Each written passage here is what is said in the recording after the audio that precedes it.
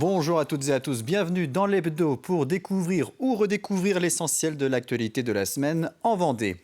Le Salon de l'Agriculture à Paris ferme ses portes ce dimanche, une édition 2024 marquée par de fortes tensions en raison des nombreuses difficultés actuelles du métier.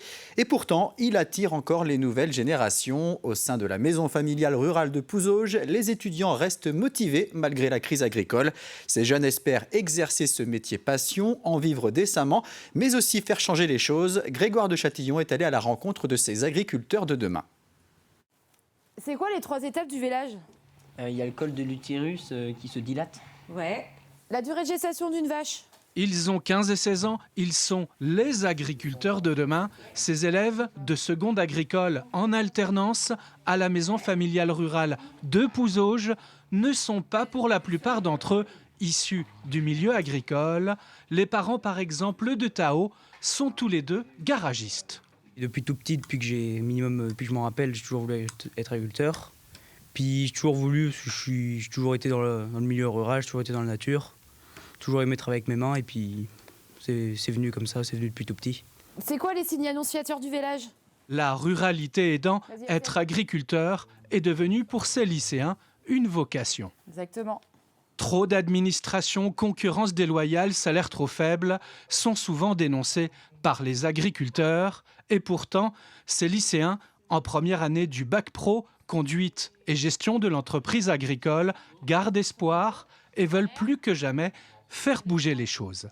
J'ai de l'espoir, moi je me dis que demain je vais être agriculteur, je veux réussir ma vie, je veux réussir à me tirer un bon salaire. Et le salaire, on ne va pas le tirer en se regardant dans le blanc des yeux, sans rien faire, on va falloir faire bouger les choses. Et en faisant bouger les choses, on arrivera à être heureux et à vivre de notre métier. Donner envie de faire ce métier, rendre attractif cette profession, c'est le rôle de cette enseignante. C'est les agriculteurs de demain et nous, on a cette position et notre rôle fait qu'on est là pour les rassurer. On ne peut pas leur promettre monts et merveilles forcément, mais il ne faut rien qu'ils lâchent et qu'il faut qu'ils persévèrent. Le siège. Bien, Axel. L'avenir de notre alimentation, de nos terroirs, de nos paysages est entre leurs mains. Une future génération d'agriculteurs qui devra aussi, coûte que coûte, s'adapter au changement climatique. Un mot de politique. Le député de la 5e circonscription de Vendée, Pierre Henriet, change d'étiquette. Alors qu'il siégeait au sein du groupe de la majorité présidentielle Renaissance, il a annoncé qu'il rejoignait le groupe Horizon. Il s'agit du parti de centre droit fondé en 2021 par l'ancien Premier ministre Édouard Philippe. Cette décision qui fait suite, selon lui, à un travail d'échange qui a eu lieu depuis les dernières législatives. Il nous explique ce qui a motivé ce changement de groupe à l'Assemblée nationale. C'est un engagement que j'avais pris lors des élections en juin 2022, puisque j'étais encarté au parti Horizon depuis cette période. Ce que je regrette aujourd'hui, c'est notamment qu'au sein du groupe Renaissance, il y ait souvent des décisions qui soient prises en bureau très restreint au niveau de Paris, et c'est absolument pas la philosophie que je porte dans l'action et l'engagement que j'ai en politique ici en Vendée. Donc je trouvais que m'engager au sein aussi du groupe Horizon, ça permettait de pouvoir être raccord avec les engagements que j'ai ici en Vendée et à Paris. La Vendée est le 3e territoire français le plus à risque en termes de séisme. Le dernier en date de magnitude 3 s'est produit le 31 janvier 2024. Mais quel comportement faut-il adopter en cas de tremblement de terre important ? Afin de sensibiliser la population au risque sismique, les pompiers de l'Hermenot et l'ONG des pompiers de l'urgence internationale ont organisé une journée à destination du grand public et plus particulièrement des enfants. 110 élèves ont pu notamment tester le sismotruck et découvrir les outils utilisés par les pompiers. Regardez ce reportage de Diane Delangle et Julie Morini. Prune, 10 ans, est en train de ressentir un séisme de magnitude 6,8. Équipée d'un casque de réalité virtuelle, elle voit des images à 360 degrés de ce qu'il s'est passé pendant le tremblement de terre en Algérie en 2003. Et à un moment donné, tout s'est cassé et on voyait presque plus rien avec la fumée. Une expérience rendue possible grâce à ce sismotruck, une première en Europe. Donc en fait, c'est bâti sur le principe de 3 moteurs qui restituent les ondes verticales et horizontales d'un séisme classique. On a 6 modèles de séisme qui sont des séismes réels, sur leur durée réelle, avec leur magnitude et les mouvements qui sont typiques à chacun des séismes. Sensibiliser les plus jeunes au risque de séisme, tel est l'objectif de cette journée. Ces ateliers sont organisés par l'ONG Pompiers de l'Urgence Internationale. Ces bénévoles sont notamment intervenus en Turquie après le séisme de février 2023. Un partage d'expériences pour que les jeunes adoptent les bons comportements. Le but, c'est pas du tout de leur faire peur, c'est de leur dire, voilà, on va vous apprendre la bonne attitude, les bons gestes à avoir, qui fait que s'il y a un séisme, vous saurez comment réagir, vous n'aurez pas peur et vous saurez vous mettre en sécurité. Apprendre à se cacher sous les tables si l'on est à l'étage, sortir du bâtiment dans le calme si on est au rez-de-chaussée, des exercices qui ont rassuré les élèves de l'école Jules Verne de l'Ermenau. Je suis un peu rassurée parce qu'en 2022, j'habitais encore en Fontenay et il y a eu un séisme pas très loin de chez moi. Donc, Et tu l'avais senti, toi? mais beaucoup parce qu'il y a le canapé qui s'est déplacé. J'avais surtout peur pour ma famille parce que j'ai peur qu'il leur arrive quelque chose. Maintenant, je suis plus sereine. Même si en Vendée, les séismes sont rares, elle est la 3e région la plus sismique de France. Les pompiers doivent se préparer en cas de forte secousse. Nous, on sera en première ligne vraiment si demain il y a un séisme sur la Vendée. Et donc nous aussi, ça nous permet de comprendre un petit peu ce qui se passe, les conduites à tenir aussi, pour pouvoir aider la population en cas de séisme majeur qu'on n'a pour l'instant pas eu, mais on ne sait jamais. Riches de cette expérience, les enfants vont pouvoir transmettre les bons gestes à adopter en cas de tremblement de terre à leur entourage. Un nouveau foyer de l'enfance pour mineurs va voir le jour à Fontenay-le-Comte en 2025. Il accueillera des enfants confiés à l'aide sociale à l'enfance à la suite d'une décision de justice. Le département a présenté ce jeudi le chantier de cette future annexe du foyer départemental de l'enfance. Elle pourra accueillir 23 enfants âgés de 4 à 18 ans avec un accueil d'urgence collectif, 2 maisons à caractère social, un accueil de jour et un espace famille. La création de ce 8e site en Vendée s'ajoute à ceux déjà présents à La Roche-sur-Yon, Chaland et Luçon. Rompre l'isolement des personnes âgées en EHPAD, c'est l'objectif de la convention signée entre la ville de Fontenay-le-Comte, le centre hospitalier fontenaisien et l'association L'Heure Civique. Cette dernière œuvre pour la solidarité de proximité. Des bénévoles vont désormais pouvoir intervenir dans l'EHPAD de l'hôpital aux côtés des soignants pour tenir compagnie aux résidents et les accompagner lors de différentes activités ou animations. Le besoin est important parce qu'effectivement, certains résidents ont de la famille, proches, qui rendent souvent visite, mais beaucoup de personnes ont des familles soit éloignées ou parfois sont seules.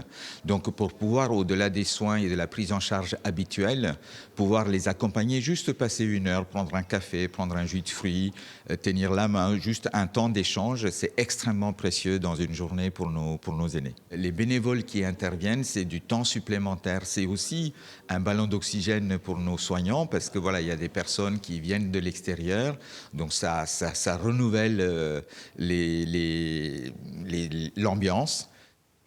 Les relations entre les forces de l'ordre et la population ne sont pas toujours simples. Alors pour renouer la confiance et renforcer le lien de proximité avec les habitants, la brigade de gendarmerie d'Essart-en-Bocage a lancé l'opération CAP, Contact, Accueil, Patrouille, pendant toute une journée sur la commune de Bournezeau.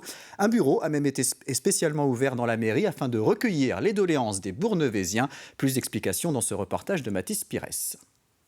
Le lieutenant Michel. Pas de panique pour les habitants de Bournezeau. Les gendarmes n'ont pas prévu de les contrôler ce matin-là. L'objectif de la journée, redorer leur image qui n'a pas toujours la cote. Mais moi, ils me font un peu peur, comme beaucoup de gens, je pense, parce qu'on se croit toujours en défaut quand on les croise. Quand ils nous flashent, c'est vrai que c'est moins intéressant, mais bon. Voilà, ça fait toujours un peu peur, quoi. On est toujours un peu méfiant, mais on est bien content de les trouver d'ailleurs quand on est un petit peu embêté. Il y a eu un accident, un cambriolage. Intitulé CAP comme Contact, Accueil, Patrouille, le but, assurer une présence, créer du lien.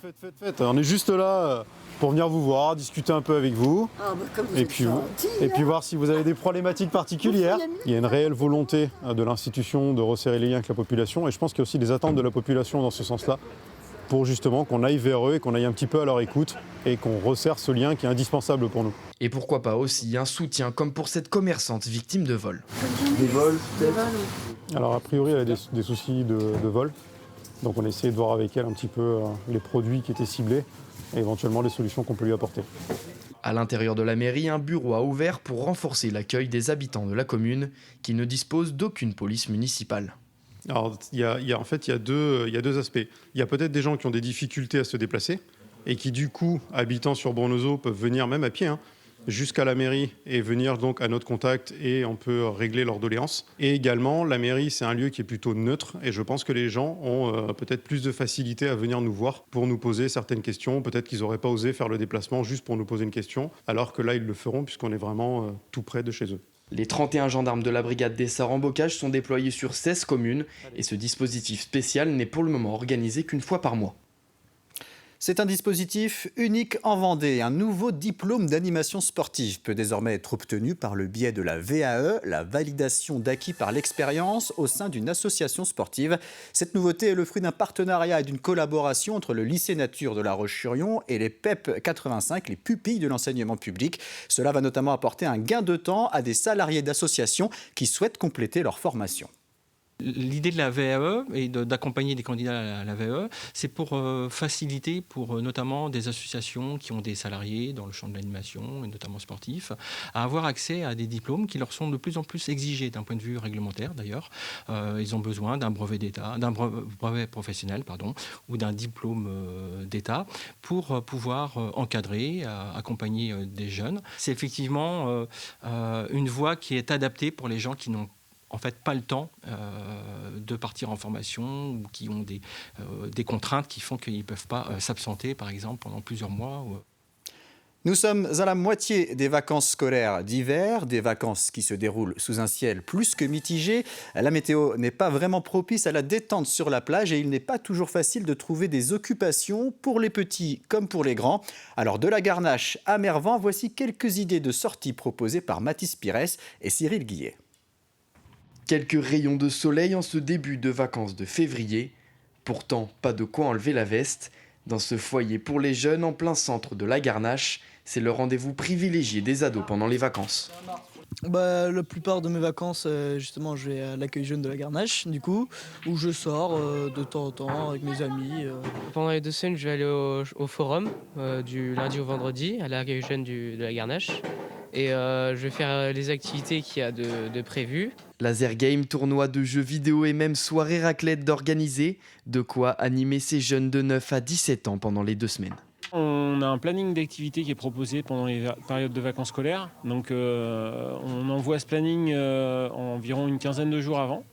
Donc on varie entre activités et sorties. Donc pendant les vacances, ils sont un peu plus nombreux, mais on a surtout un public qui est plus jeune. Au sud du département, après une traditionnelle pause hivernale et le passage des tempêtes, les visiteurs sont de retour à la venue du soleil dans ce zoo, une grande première pour certains. On a vu des kangourous, des tigres, des lions, des girafes, les perroquets, des serpents. Et pour les plus habitués d'entre eux, c'est une idée de sortie en famille bien souvent à l'initiative des grands-parents. On sort les petits-enfants, c'est les vacances, il ne fait pas très beau, là c'est ouvert, ou aujourd'hui il ne pleut pas, donc c'est une occasion rêvée de venir voir les animaux. Pour les enfants c'est très bien et pour nous aussi. Je suis allée sur internet et puis nous avons essayé de trouver un endroit assez sympa pour sortir les enfants et puis surtout être dehors en fait. Et ce zoo, on ne le connaissait pas. Le Nature Zoo de Mervan compte plus de 300 animaux et 70 espèces. Et pendant les vacances de février, c'est ouvert tous les jours de 14h à 18h. Et en ce premier week-end de mars, comme chaque année, les Restos du Cœur organisent un grand week-end de collecte. Il a débuté ce vendredi et se poursuit jusqu'à dimanche. Une fois vos courses effectuées dans les supermarchés, vous pourrez effectuer des dons de denrées non périssables et de produits d'hygiène. Près de 600 bénévoles sont mobilisés en Vendée. Cette collecte permet de récolter 12% des besoins annuels des Restos du Cœur. Et si vous voulez rejoindre l'équipe de bénévoles, rendez-vous sur le site collecte.restoducoeur.org. C'est la fin de cet hebdo. Merci de votre attention. Retour de l'actualité vendéenne lundi à 12h30 avec le flash de la mi-journée, puis à 18h avec une nouvelle édition de votre journal. Passez un excellent week-end sur TV Vendée.